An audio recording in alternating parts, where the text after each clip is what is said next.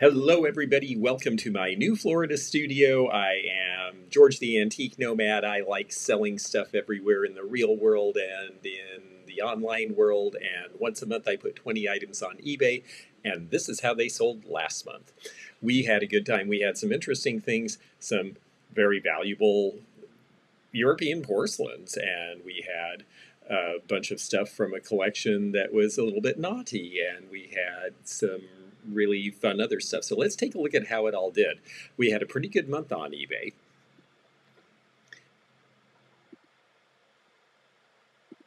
Here we go. All right, so our first one here is the Flying Nun, and I got this for an inexpensive price at a thrift store.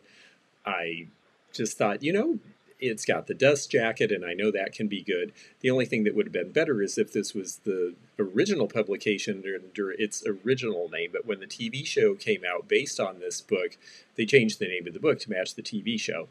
It got $34, which was pretty good, and it went to a viewer, and she said she was really excited about it because it was one of her favorite shows when she was a kid. And she couldn't wait to read it again and remember it. So that was really sweet, and I love hearing that.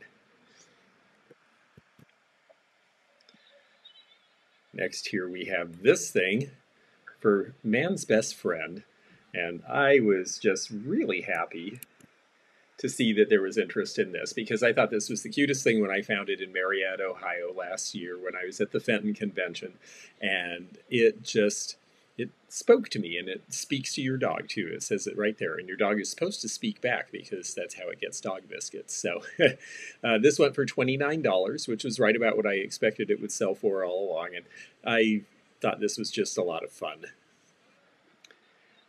But we did have some pretty serious stuff that we were selling as well, so we'll get to some of that in a minute here. Now this was a neat piece and something a little bit unusual for me. I don't get a lot of star autographs, and when I have in the past, they generally are fairly recent stars. They sell for $10 or $15 a piece, but this is Mary Pickford, the silent movie sweetheart who was instrumental in the starting of United Artists. She worked with D.W. Griffith back at the very beginning of movie making, so she's a big deal, and it was so neat that it was actually signed cordially, Mary Pickford. People seem to prefer signatures if they're not personalized, if they're buying them on the secondary market, but this one had just a little bit of damage around the edges, and I think that's why it didn't go for even more money, but I still thought it was a pretty neat thing for somebody in this day and age. Mary Pickford got a raw deal.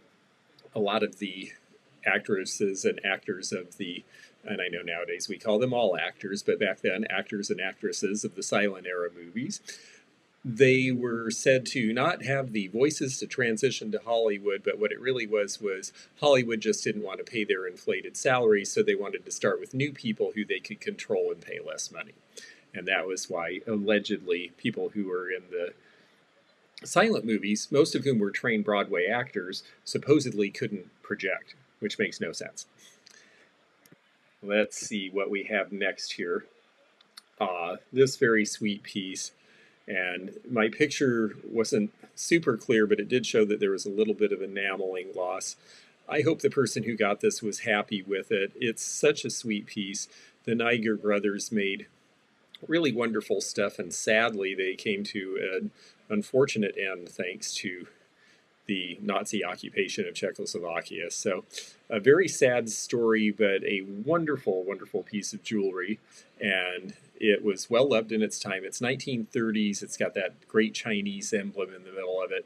Just really fun and vibrant, and it, as we can see here, sold for how much? Somehow I'm missing that here. Let's take a look again. $37. There we go. I had it covered up. $37 on 24 bids, and I did try to disclose the condition very thoroughly because I don't ever like anyone to feel like they didn't get what they were bargaining for. So I was happy that that was popular, and it is a really great piece. Let's see what was next in the list. This was fun. This was one of the few items that I had where I specifically stated that they were of gay interest, and that is because that is a selling point now. I know military collectors would collect this too, and they might not see it that way at all. It's just trying to find the ultimate customer for these things, and we did. It went for $9.99 on one bid, but for a photo, that's not bad. I mean, it's a black and white photo, and it's neat, and I think it's great that somebody wanted to put it in their collection, whatever the reason may be. And we also have this, the Snoopy soccer ball bank. I had fun with this because I liked this thing when I was a kid. I never had one, but I always thought if I saw one at a garage sale, I'd pick it up. Well, I finally did, and here it is. And there it went for $14.50 plus shipping, and that's about the right price. They're about a $25 item when you sell them at a show. So that's pretty cool. And the condition was good on this. That matters a lot. If it's all chipped up around the slot or the paint is bad, well, they made enough of these, you might as well wait for a good one to come along, and this was a good one, and someone was happy to get it. And I was happy to see it go, even though I had a childhood connection to it. I got to have it finally for a little bit, and that was good enough. Now this piece did really, really well, and I have to say the picture really did it great justice, and it is a beautiful piece, so I'm really excited that it got so much attention. It is Czech glass, it's 1930s, it had such a graceful design to it. Simple, but really well done, very balanced, and it has really great colors. The chartreuse is unusual, the black amethyst in the background is unusual. This is from about 1930. There's the made in Czechoslovakia acid mark. And there's the look in the inside where you see the black, because this is spatter glass cased over black glass in this case. Great piece, $92 on 17 bids. I was very pleased with that because I wasn't expecting it to go for that kind of money necessarily, but I did think it was good, so I was glad somebody else agreed. Another thing that was good, and I had a couple of pieces of interesting, somewhat obscure pottery. I really like this one. This one is Fort Hays State College University. I happen to know where this place is because Hays, Kansas is a place that just ends up being a stop for me when I travel from the West Coast to the East. It has an antique mall that's very nice and has good stuff and are very pleasant to trade with. And so I've stopped in the town many times. I did not have any idea that they had a pottery heritage, however, until I found this piece when I was shopping with Danny the Niche Lady and Tiffany of Thrifting Vegas. And I found this in the space. If you saw our video together, we all found a whole bunch of stuff in one space at the same time. Tiffany got a great Sasha Brostov charger that was this big, and Danny bought a bunch of cool stuff, and then I found this and another piece I'm going to show you in a moment. And those pieces ended up in my sale this month. And it went for $76, which is a good price. And that has a lot to do with this plum glaze. It's already a scarce piece from an obscure pottery, but then you have this really pretty purple glaze, and you don't see a lot of purple glazes. So it's unusual in a bunch of different ways. There's the mark, Fort Hays, Kansas State College. So that was a pretty cool piece. And since I'm on that subject, let me show you the other one. This was the other one I got at the same time, and this is Rushmore Pottery. It went for $71. So both sold for a similar amount. I thought they were both good. This has a nice variegated green glaze and this interesting, slightly asymmetrical ringed beehive shape. And when you take a look at the base, it has a very nice clear mark, Rushmore Pottery, Black Hills, South Dakota. These folks were the ones who worked with Guzman, who was the sculptor of the Mount Rushmore monument, and they both got a little tired of his attitude and said, you know what, we could make pottery and sell it to all the people who are coming here because they're curious about what he's doing, and that's exactly what they did for about, I think, 6 or 7 years. So it's fairly hard to find. It's really well done, and there it went to somebody, and I thought it was just great to get two pieces of unusual, obscure Midwestern pottery at the same time in the same place. Okay, well, I don't know what more to say about this, but it did do very well, and I thought that it would.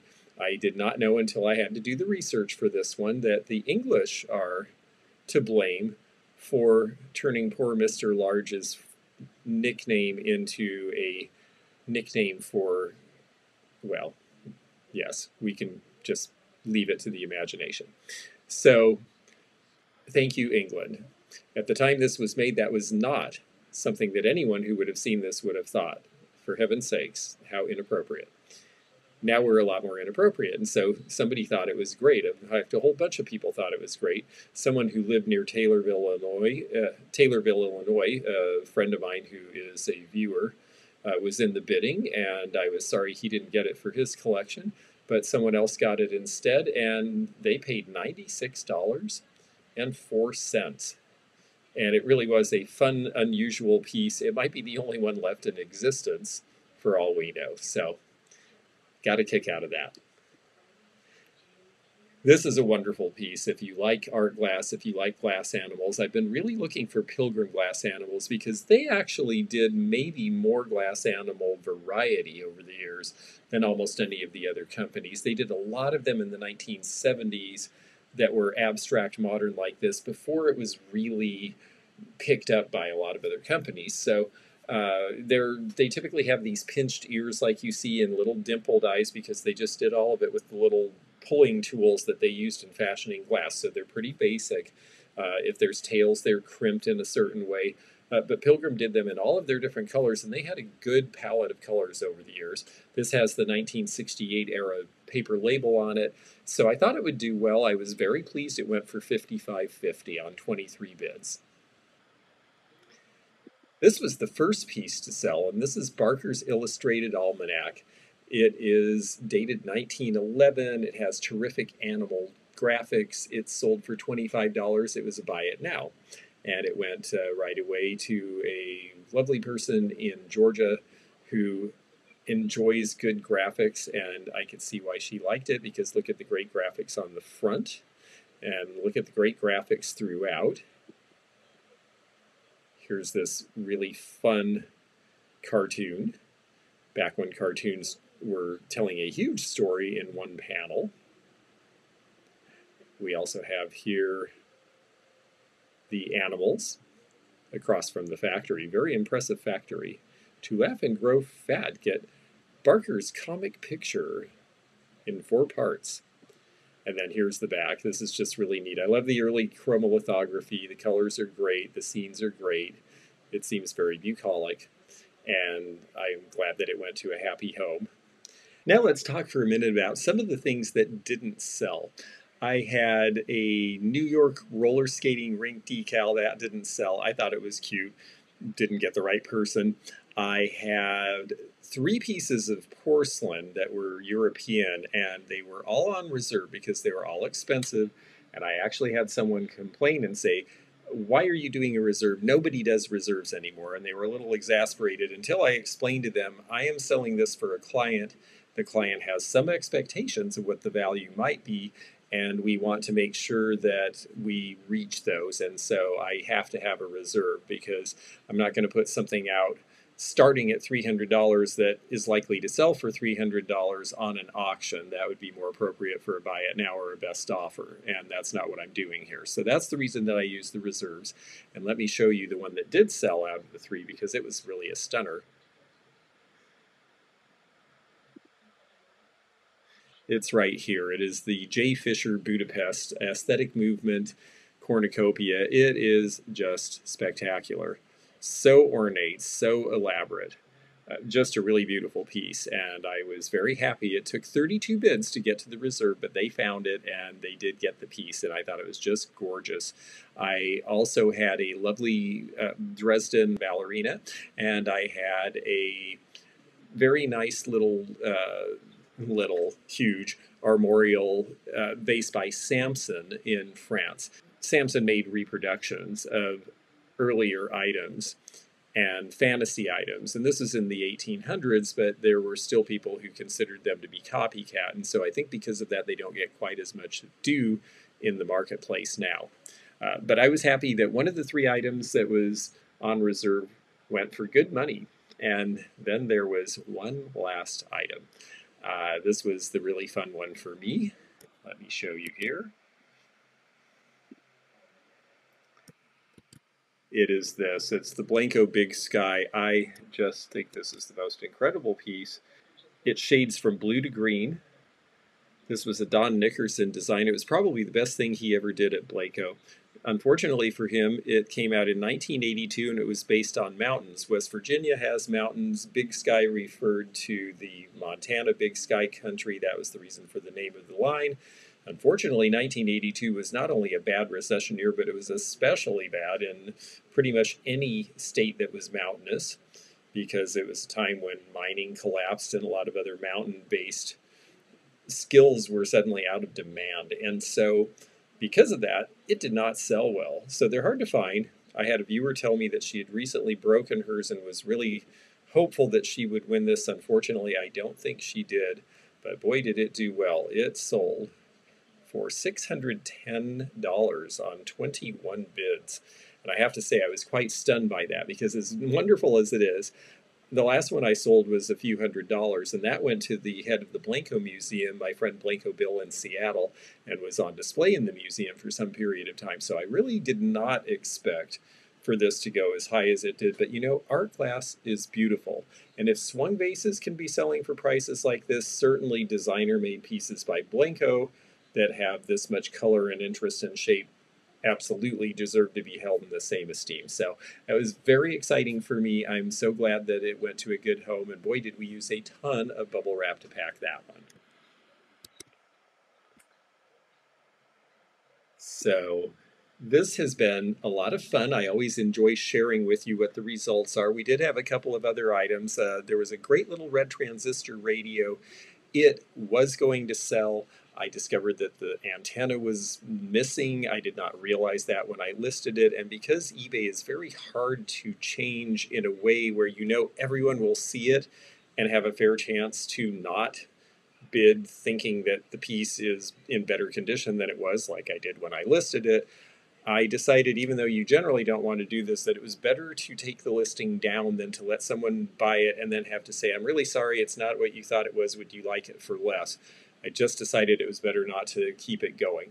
And that was okay, because the high bidder must have noticed it too from the picture about the same time I did, because they retracted their bid right before I had to decide what to do. So that made it easier. The other piece that did sell was a male chastity device from about 1970. That's a strange thing. eBay, for some reason, if there's a problem with a transaction, sometimes eats it, so I don't have the graphic to show you. But it's okay. You can certainly imagine what a male chastity device might look like, or you can go back to the original video when we put all this stuff out to sell last month. So, and see it there. I really enjoy recapping how things went, because we do have some strategy and some thought as to why we're picking the things that we're selling, and we're trying to show things that are interesting and unusual. So it's always nice to see when the response is very positive out there. There will be another one of the eBay videos where we list the 20 items that we do each month coming out very soon. If you're a level 2 member, you will get first access to that. Level 2 and level 3 members are notified and get to see that when it first drops. So you'll be seeing the items as they list on eBay. And if you catch it later, well, if they haven't sold, the listings usually last 10 days. So there's a chance that you'll have access as well. Thanks so much, and we'll see you all soon. If you enjoyed this video, check out this one. Also, click thumbs up to like this video, and check the description for information about our Patreon, our memberships. We've got a lot of different levels with different perks and bonus videos and early content. Also, please do check out our website, theantiquenomad.com, for appraisal help, and we'll see you again for more adventures in the antique and vintage community soon. Bye for now.